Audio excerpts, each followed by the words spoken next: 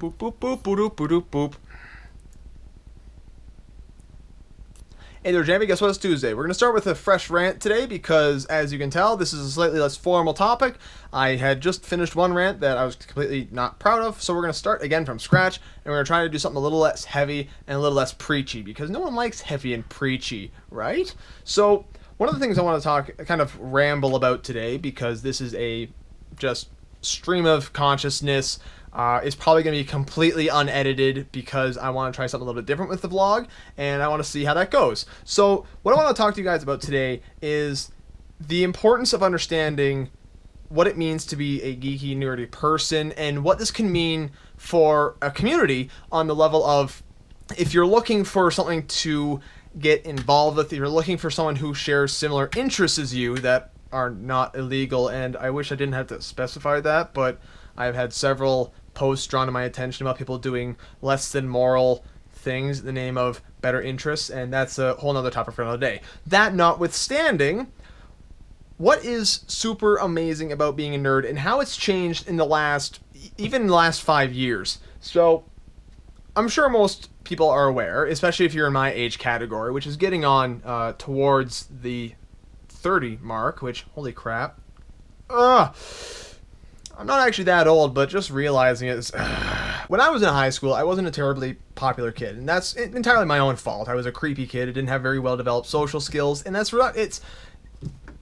Part of growing up is going through moments of just trying to find what makes sense to you. So what I ended up eventually doing, I don't remember how it started, but I came into contact with a couple of people who were fans of Dungeons & Dragons, and my dad had kind of gotten me into Dungeons & Dragons. It was very... it was something he had explained to me about. It's something that he used to do when he was younger, and he introduced me to the subject because he thought it would be up my alley, and he was right. But what was really significant about that was finding people who shared my interest in that hobby to a similar degree. And a lot of what actually got me through high school, because high school was, most of you who are in high school currently know that high school is complete and total BS on a social level, just because a whole bunch of kids just going through a hurricane of hormones and bitterness and compiling deadlines and forcing you to try to figure out where you're going in life, what you want to do for the rest of your life, and congratulations, you haven't even decided what you're having for dinner yet that evening. Probably whatever your parents are putting down, if you're fortunate enough to find yourself in a situation where your parents can provide a regular meal. But it's just all that stuff going on at once. You need a safe haven. You need something that you can understand, something that you can rationalize, and something that makes you think, I have control in this. And for me, that's what Dungeons & Dragons was. And that was a launch point for a lot of my later nerdy interests and stuff like that, was just finding that's way too many that's, finding that sort of social interest that I clicked with. For my friends and I, it was Dungeons & Dragons. And it started off as a fairly passive interest, but it grew to be a bit more focused, really. So that started in, I think it was grade 10, late grade 10, early grade 11 for me. In 5th year, a bunch of us took 5th year because we had no idea what we wanted to do with our lives. We weren't ready to move on to post-secondary aspirations or getting a real job or, being mature, grown adults. A bunch of us had a school spare at the same time, which we coined D&D 4UI. And it was using the same formula that they used for figuring out the academic course codes. It was the grade 12 university level Dungeons & Dragons class we ran amongst ourselves. And what was great about that was that it gave us something to really look forward to in that school environment that otherwise we didn't really have a lot of interest going on for what we had going on at the time. It also really strengthened our friendships in that group because now we had something we could passionately talk about to the same degree that a lot of people talk about their own similar interests, whether that be sports, that be your job, if you have a job that really fascinates you, academic topics, whatever. The point is, we were able to find something that really spoke to us as a group and that we had a large degree of control over, and it gave us a lot of direction for how we grew and developed.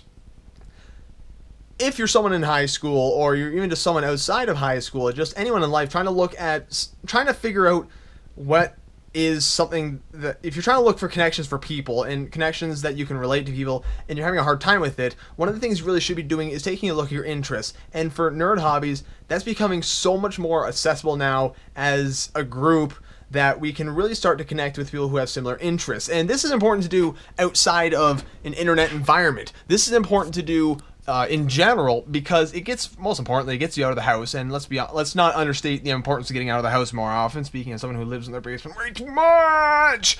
So, getting out of the house, making friendships with people, and making friendships that are important. It has often been theorized that one of the reasons, again, this is a theory, a study I read, so take it with many grains of salt, that one of the reasons why divorce is so common in our society is because people aren't making lasting interpersonal connections with as many friends as we used to, like actual real connections with friends, not just, I have some 300 friends on Facebook, they like my posts on occasion. Isn't that all well and fine? They need something a bit more intense than that, and something to satisfy that deeper need for social connection. And one of the reasons why, it's part of the reason why so many divorces are happening, is that what we really crave isn't so much romantic relationship anymore, so much as interpersonal friendship. This is one of the things that is really important to the human race in general, no matter what your beliefs on the human race are. Having those close friends that you can confide in, that you can tell your life stories to, that you can share those important experiences with,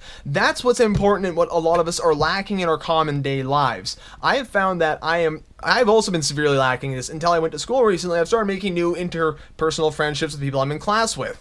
It's kind of filling in a bit of a hole I had for the longest time in that area, and it's really satisfying a degree of social desire I had that I didn't quite realize I had. And this is probably a similar problem for many people out there. They think they want something, what they really need is interpersonal friendships about things that you both care about. And common hobbies is one of the best ways to do that. For myself and a couple of my new friends, we found a newfound love of board games. And oh my god, I've not had enough experience with board games in my life, so finally getting brought into this it's awesome. And I've also got my LARP friends that we because we've shared life or death situations with each other, you forge such a strong friendship and bond with them that we didn't otherwise have. My D&D friends, I can always count on getting together with them, hopefully more often than once every 4 months, which has kind of been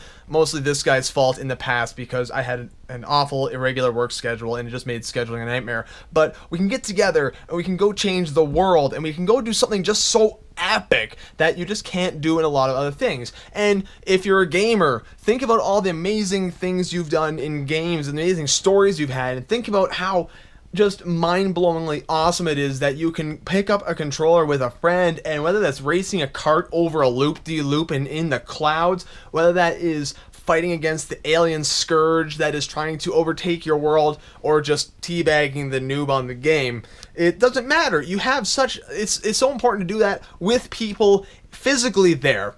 Just doing it online isn't enough anymore for many people. And unfortunately, we're starting to lose track of the importance of those interpersonal relationships on a communicable level, and in being in the same plane of existence, frankly. So if you're struggling to find interpersonal connections and you find yourself thinking, gee, I'm really lacking something in my life, I don't know what it is, try looking at your social life. And for nerdy people, try looking for people out there who have a similar passion to this sort of thing. Sarah got through her entire college career sane, for the most part. I mean, it's Sarah. She got through her entire college career because she found a group that loved anime just as much as she did, and loved video games like Halo and stuff like that as much as she did. And if it weren't for those actual physical friends, and not just her friends on Facebook that she couldn't talk to because she's at Fanshawe and they're all God knows where, she wouldn't have been the same. She would have been lacking that, and she probably would have just full on went bonkers. It's a similar story for many people I talk to and that sort of thing. So if you have an interest that really drives you and something that you really feel strongly about, just do yourself a favor and go try to find people like that. You can arrange meetings. If you have friends who are trustworthy on the internet and you can arrange to meet with them IRL, do. Try to find a means and something common to get you guys together with, and honestly, just start talking to people about things that you might be interested in. If the person is clearly uncomfortable with what you're talking about, first of all, check if it's ethically okay. I mean, throwing eggs at houses is probably someone's idea of a good time, but it shouldn't be yours, because that is vandalism, and that is bad. It's not even real art, which is the worst part about it. But start talking to people about that, and you will find that if you say the thing that surprised me most is when I started talking about people in my class about things that interest me, and them being like, "Oh yeah, holy crap, I love that too. I didn't think anyone did." And yeah, it's awesome to find people with those common interests as you and all that good stuff. But I'm looking at the little timer on the side of the GoPro here. It is at 10 minutes and 44 seconds. I'll see if I can't trim this down a little bit and get rid of some of the moments. But that's basically my ramble for the day. I could go on about that for hours if I given half the chance. But that is just kind of something a little bit different for today. Trying to get things done quickly because I've got a lot of homework to get back to. And this is better than nothing, I suppose. So, and one minor note about Sarah's video on Friday about the Ronald McDonald with knives. We knew a Ronald McDonald with knives in film, and that was an amazing villain, but it was Heath Ledger as the Joker, and I would not consider that a PG-13 character, in all honesty. It was borderlining 18A because, but just point that out there, Sarah. There was a Ronald McDonald with knives out there, and his name is the Joker, and he was At any rate, if you enjoyed this video, leave a big old thumbs up. If you didn't like it, leave a big old thumbs down. And if you really didn't like it, leave us some constructive criticism in the comments, because sometimes we just want to know what we can do differently. If something we're not doing well is not being done well, then we'll do our best. But honestly, we're kind of just doing what we find entertaining, and we just go from there. We just kind of do what's fun for us, and hopefully you guys enjoy it too. So be sure to check on Tuesdays when I usually upload. I'm starting to get better for it now. And Fridays when Sarah uploads, as well as gamings on Sundays. I apologize for last Sunday. I dropped the ball again. This is twice in a row now. I'm getting really bad for this, so I might spend the next day or two, or I might just get Sarah to do a Minecraft video. I don't know. We'll figure something out. At any rate, TTFN, ta-ta for now. Now I have to stop over here.